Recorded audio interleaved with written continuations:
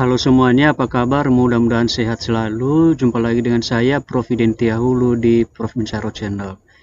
Baiklah Bapak Ibu dan teman-teman semua, pada video kali ini kita akan membahas tentang bagaimana sih sebenarnya mekanisme seleksi P3K Guru tahun 2023. Benarkah yang memiliki nilai tinggi tidak lolos pada seleksi P3K tahun 2023? Jangan lupa like, subscribe dan nyalakan loncengnya karena itu semua adalah gratis dan gak berbayar.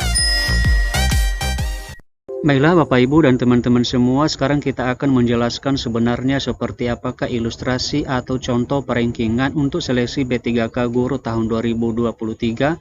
Hal ini saya sampaikan berdasarkan dengan edaran yang telah dikeluarkan oleh Kementerian Pendidikan Kebudayaan Riset dan Teknologi, yaitu seleksi guru ASN P3K tahun 2023. Yang pertama sekali dulu Bapak Ibu dan teman-teman, kita perlu mengetahui sebenarnya mekanisme seleksi P3K Guru tahun 2023. Siapa saja pelamar yang bisa mendaftar pada seleksi tersebut. Di mana di sini katanya adalah penempatan. Penempatan nanti terbagi 4 bagian teman-teman, dan kemudian nanti akan saya jelaskan satu persatu. Kemudian nanti untuk seleksi P3K Guru tahun 2023 ini dilaksanakan dengan menggunakan CAT atau Computer Assisted Test. Jadi di sini teman-teman, sebelum kita melanjutkan pada pembahasan mengenai nilai yang rendah bisa berpeluang lolos sementara nilai yang tinggi adalah tidak lolos, maka terlebih dahulu kita harus mengenal mekanisme penempatan. Pada kasus ini saya menganggap bahwa teman-teman sudah mengenal bahwa pada seleksi P3K Guru tahun 2023 ini ada terdiri dari beberapa jenis pelamar. Yang pertama adalah pelamar prioritas 1, yang mana P1 ini mereka disebut sebagai guru yang telah memenuhi nilai ambang batas pada seleksi tahun 2021. Di mana teman-teman bahwa pada tahun 2021 kemarin bahwa telah dilaksanakan seleksi P3K Guru. Dan pada saat itu masih banyak peserta yang sudah lulus passing rate tetapi belum mendapatkan penempatan. Nah, jadi mereka yang belum mendapatkan penempatan pada tahun 2021, maka pada tahun 2023 ini mereka lebih diprioritaskan untuk diutamakan penempatannya. Jadi pada saat ini atau pada tahun 2023 ini mereka disebut sebagai P1 atau pelamar prioritas 1. Kemudian jenis pelamar yang kedua adalah THK2, yang mana THK2 ini adalah mereka yang terdaftar dalam pangkalan data atau database pada Badan Kepegawaian Negara dan belum menjadi ASN. Jadi status mereka di sini masih honorer. Kemudian pelamar yang ketiga itu sering disebut sebagai pelamar khusus, yaitu guru honorer di sekolah negeri yang memiliki masa kerja lebih dari atau sama dengan 3 tahun. Kemudian pelamar berikutnya yaitu disebut dengan pelamar umum. Pelamar umum di sini terbagi 2 Bapak Ibu. Yang pertama adalah mereka lulusan PPG dan kemudian guru honorer di sekolah negeri yang memiliki masa kerja kurang dari 3 tahun, dan juga mereka yang mengajar atau tenaga honorer di sekolah swasta dan dengan catatan sudah terdaftar di aplikasi Dapodik. Nah, jadi di sini teman-teman, bagaimanakah sebenarnya mekanisme penempatannya? Nah, jadi di sini mekanisme penempatan untuk seleksi P3K Guru tahun 2023 ini, yang pertama sekali diutamakan adalah P1. Jika misalnya ada kuota, dan yang lebih diutamakan adalah mereka yang sudah lulus passing grade pada tahun 2021 kemarin. Dan kemudian di sini jika masih tersedia formasi, maka barulah nanti diisi oleh THK2 teman-teman. Kemudian nanti setelah THK2 mengisi kuota atau formasi yang telah disediakan, maka ternyata masih ada yang kosong formasinya, maka barulah diisi oleh guru honorer sekolah yang berasal dari sekolah negeri yang memiliki masa kerja lebih dari atau sama dengan 3 tahun lamanya.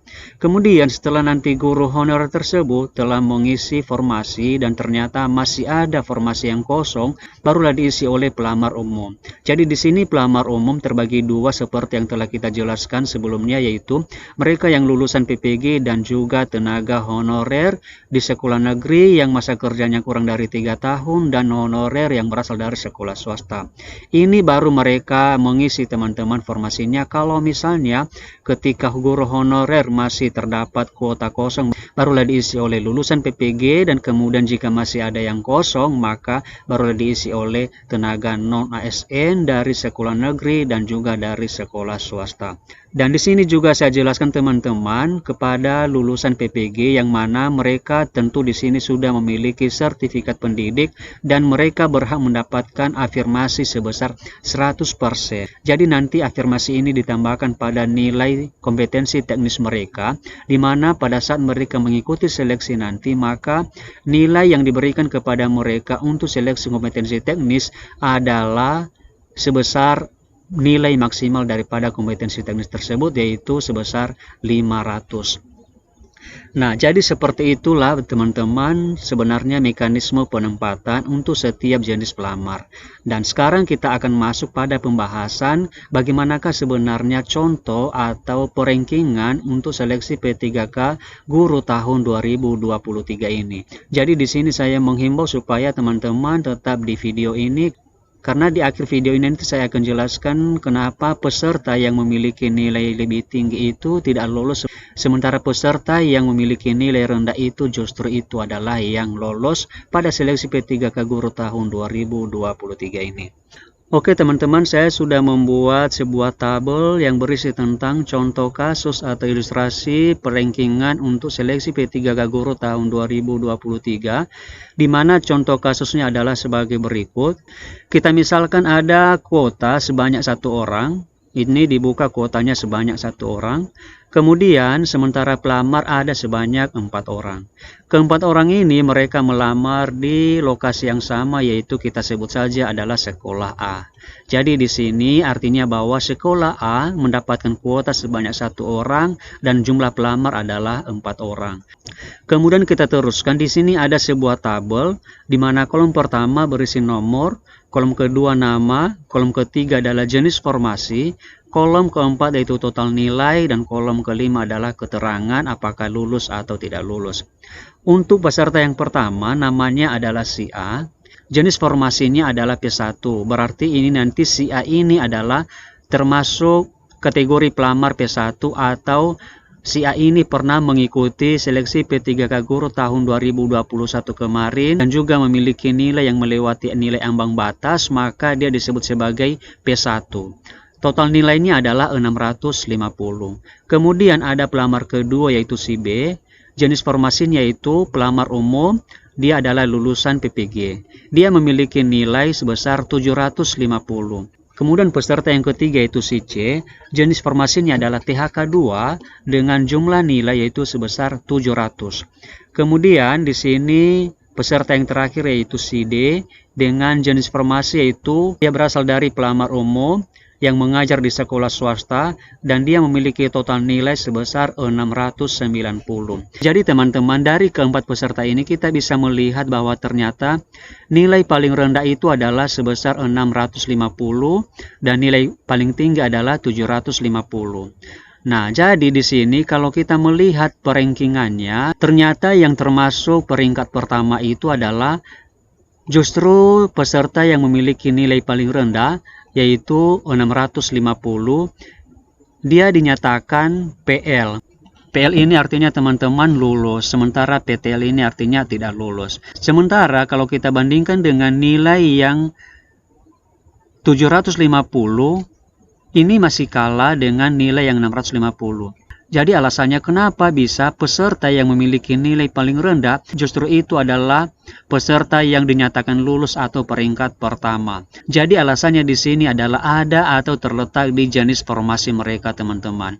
Jadi kalau kita perhatikan, pelamar yang memiliki nilai paling rendah dia jenis formasi P1, walaupun dia memiliki nilai paling rendah yaitu 650, tetapi karena dia adalah P1, maka ini lebih diutamakan atau lebih diprioritaskan. Sementara kalau kita bandingkan dengan nilai yang paling tinggi yaitu 750, dia jenis formasi umum atau lulusan PPG. Nah, karena dia jenis formasi umum, maka dia termasuk peringkat 2 teman-teman, karena ada yang lebih diprioritaskan yaitu P1. Walaupun P1 ini adalah memiliki nilai yang paling rendah yaitu 650. Karena kalau kita berpatokan pada peraturan yang telah dibuat bahwa ternyata yang lebih diutamakan itu adalah peserta prioritas 1 atau P1, yaitu mereka yang lulus passing grade pada tahun 2021. Jadi itulah alasan teman-teman kenapa pelamar yang memiliki nilai paling rendah justru itu yang lolos, sementara nilai yang paling tinggi adalah tidak lolos. Itu adalah faktor utamanya, yaitu jenis formasinya apa teman-teman. Kalau misalnya formasinya P1 maka itu lebih diprioritaskan. Jadi di sini bisa kita menarik kesimpulan bahwa ternyata jumlah total nilai itu tidak menjadi penentu untuk lulus atau tidak lulus P3K Guru tahun 2023 ini. Tetapi yang menjadi faktor utamanya adalah jenis formasinya apa teman-teman. Jadi di sini saya ucapkan selamat kepada pelamar prioritas 1 atau P1 yang sebenarnya tinggal menunggu penempatan saja seperti yang telah kita bahas pada video-video sebelumnya. Jadi seperti itu saja teman-teman informasi yang bisa kita bagikan melalui video ini. Semoga bermanfaat. Terima kasih and see you on the next video. So high I'm hypnotized. What's up is down, what's left is right. Chasing stars and holding you. I can't see the end, but we'll see it through.